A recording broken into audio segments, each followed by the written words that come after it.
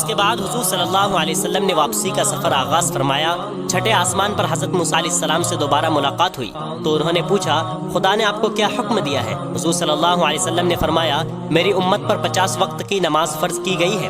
حضرت موسیٰ علیہ السلام نے کہا کہ آپ کی امت اتنی نمازوں کی طاقت نہیں رکھتی، میں بنی اسرائیل کو آزما چکا ہوں، آپ واپس جا کر رب قدوس سے درخواست کریں کہ ان کی تعداد میں کمی کر دیں۔ حضور صلی اللہ علیہ وسلم واپس تشریف لے گئے اور بارگاہ خداوندی میں التماس کی کہ الہی میری امت نہایت کمزور اور ضعیف القوی ہے، اس سے 50 نمازوں کا بوجھ نہ اٹھایا جا سکے گا۔ حق تعالیٰ نے 10 نمازیں کم کر دی۔ حضور پھر حضرت موسیٰ علیہ السلام کے پاس آئے تو انہوں نے کہا کہ 40 نمازیں بھی بہت زیادہ ہیں، بارگاہ خداوندی میں مزید کمی کی درخواست کیجیے۔ اسی طرح 10 اور معاف ہو گئی، غرض اس طرح چند بار آنے جانے سے نمازوں کی تعداد 5 رہ گئی۔ حضرت موسیٰ علیہ السلام نے اتنی تعداد پر بھی حضور صلی اللہ علیہ وسلم کو مشورہ دیا کہ مزید تخفیف کے لیے درخواست کیجیے۔ حضور صلی اللہ علیہ وسلم نے فرمایا کہ اب مجھے تخفیف کے لیے بار بار عرض کرتے ہوئے شرم آتی ہے۔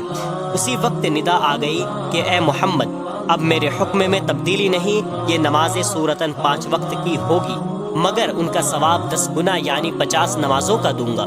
اس کے بعد حضور صلی اللہ علیہ وسلم آسمان سے اتر کر بیت المقدس تشریف لائے۔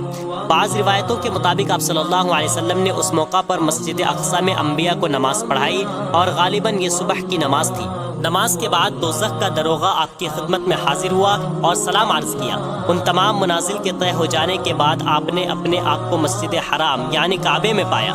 دوسری روایت کے مطابق آپ نے آسمان پر جانے سے پہلے انبیاء کی امامت فرمائی۔